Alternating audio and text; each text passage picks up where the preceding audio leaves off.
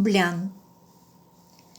Зимна вечер и звездно сияние, топъл допир и крехко дихание.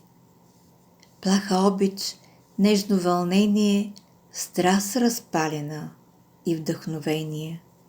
Мъжът в моите сънища нощим, погалваш парещи спомени още.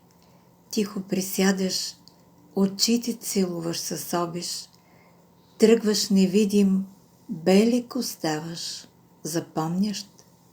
Нощ индигово синя, потъвам в безкрайно небе, месечина като млада рубиня, брашно от звезди, хляб опекла за теб. Галевният вятър като шал ме завива, ехото носи песен на самодива.